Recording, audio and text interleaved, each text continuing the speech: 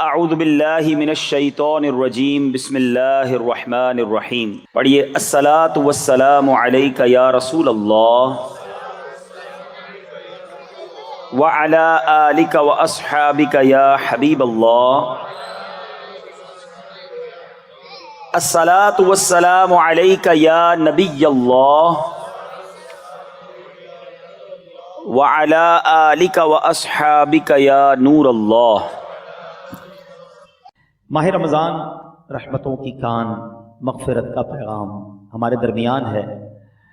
روزہ جب انسان رکھتا ہے تو کچھ نڈھال محسوس کرتا ہے، خاص طور پر جب افطار کا وقت آتا ہے تو پیاس سے زبان سوکھتی ہے، اور بعض اوقات بندہ کبھی کبھی تھوڑی دیر بعد گھڑی دیکھتا ہے کہ اب کتنی دیر باقی ہے کہ جب میں کھاؤں گا، جب میں پی سکوں گا. یہاں دو تین باتیں بڑی لطیف ہیں، بڑی خوبصورت ہے. پہلی بات تو یہ کہ اس میں جو بندگی ہے نا، جو اللہ سے محبت نظر آتی ہے کہ سامنے پانی موجود ہے، کھانا بھی موجود ہے، مگر میرے رب کا حکم ابھی تک نہیں ہوا ہے، ابھی افطار کا وقت نہیں ہوا ہے. اس سے انسان کی اللہ سے محبت چھلکتی ہے کہ بندہ اللہ کو راضی کرنے کے لیے کھانے سے بھی رک گیا، پینے سے بھی رک گیا، اپنی خواہشات سے بھی رک گیا. اور روزے کے فضائل کتنے ہیں، یہ اتنا زبردست نیکی کا کام ہے. یہ پورا جسم سمجھ لیں عبادت کر رہا ہے. آپ کی پوری باڈی جو ہے نا وہ اس وقت عبادت میں مصروف ہے، کیونکہ باڈی کی جو نیڈ پوری ہوتی ہے وہ پانی سے ہوتی ہے، کھانے سے ہوتی ہے، اس سے آپ رکے ہوئے ہیں. تو گویا انسان کا پورا جسم اللہ کی عبادت میں مصروف ہے. بدقسمتی سے کئی لوگ ایسے اب سنتے ہیں کہ روزہ رکھنے میں سستی کرتے ہیں، تو وہ بھی سستی نہ کریں کہ روزے کے بارے میں سنیے کہ کیسے کیسے فضائل احادیث میں آئے. نبی پاک علیہ الصلوۃ والسلام فرماتے کہ بے شک جنت میں ایک دروازہ ہے جس کو ریان کہا جاتا ہے، اس سے قیامت کے دن صرف روزہ دار داخل ہوں گے اور کوئی داخل نہیں ہوگا.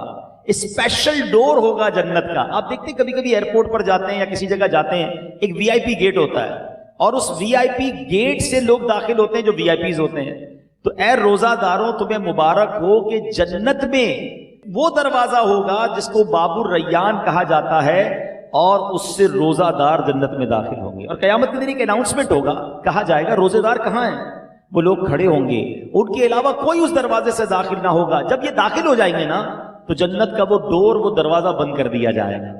اس دن ان لوگوں کو کتنی افسوس ہوگا، کتنی حسرت ہوگی جو رمضان کے روزے نہیں رکھتے ہوں گے. بلکہ ہمیں تو یہ چاہیے کہ صرف رمضان کے روزے نہیں، ہم اس کے بعد بھی نفلی روزوں کی بھی کوشش کیا کریں. ہر پیر کو روزہ رکھنا سنت ہے. اچھا ایک اور فائدہ دیکھیں، جو پورا سال کچھ نہ کچھ نفلی روزے رکھتا ہے نا، اس کو رمضان کے روزوں میں اتنی پرابلم نہیں ہوتی، کیونکہ وہ عادی ہوتا ہے.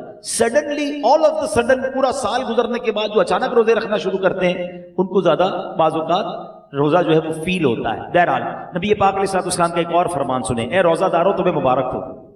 میرے آقا فرماتے جس نے رمضان کا روزہ رکھا اور اس کی حدود کو پہچانا اور جس چیز سے بچنا چاہیے اس سے بچا، تو جو کچھ گناہ پہلے کر چکا ہے اس کا کفارہ ہو گیا.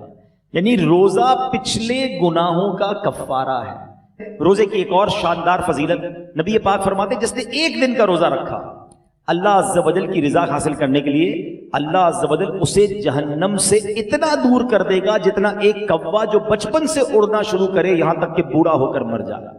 اچھا کوے کی عمر بتائی جاتی ہے کہ 500 سال ہوتی ہے.